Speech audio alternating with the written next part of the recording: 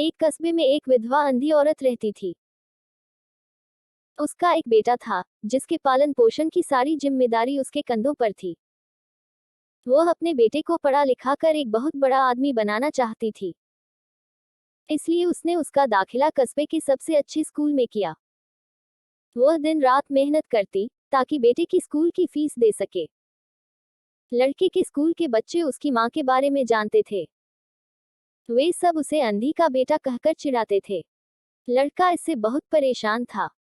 उसे अपनी माँ पर शर्माने लगी थी। वह उसके साथ कहीं भी आने जाने से कतराने लगा था। जब लड़का बड़ा हुआ, तो उसकी शहर में अच्छी नौकरी लग गई। उसने अपनी माँ से वादा किया कि शहर में मकान लेकर वह उसे लेने आएगा। लेकिन वह शहर गया, तो फिर लौटकर वापस नहीं आया। उसकी अंधी माँ उसका इंतजार करती रह गई। कई महीने बीत गए।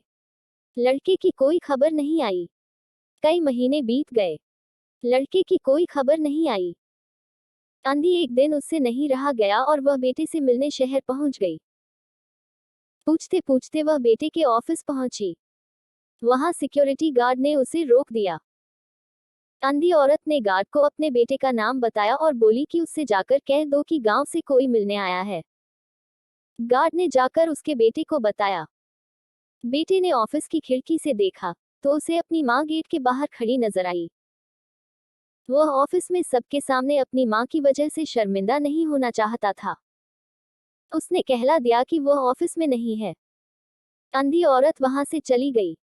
शाम को वह लड़का ऑफिस से घर जाने के लिए निकला। रास्ते में एक जगह काफी भीड़ जमा थी। वह अपनी गाड़ी रोककर भीड़ के पास पहुंचा और तो बीच सड़क में अपनी माँ को मारा पाया।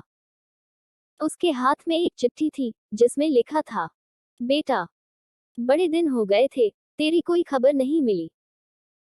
चिंता हो रही थी, इसलिए तुझसे मिलने चली आई। तू तो अब बड़ा आदमी बन गया है। तुझसे मिलना अब शायद मुझ गरीब की किस्मत में नहीं, लेकिन मैं बहुत खुश हूं तेरे लिए। तूने अपना ही नहीं मेरा सपना भी पूरा किया। मलाल है कि तेरी तरक्की देख नहीं सकती। काश बचपन में तेरी आंखों में सरिया न घुसा होता और मुझे तुम्हें अपनी आंखें न देनी पड़ी होती, तो तेरी तरक्की अपनी आंखों से देखकर सुकून से मरती। तेरी अंधी माँ। ये पढ़कर लड़का फूट फूट कर रोने लगा। जिस अंधी माँ पर उसे शर्म आती थी, उसने उसके लिए कितना बड़ा बलिदान किया था। वह आत्मग्लानि से भर उठा और जिंदगी भर खुद को माफ नहीं कर पाया। दोस्तों, माता पिता अपने बच्चों के लिए अपना सर्वस्व निछावर कर देते हैं। उनका हमेशा सम्मान करना चाहिए।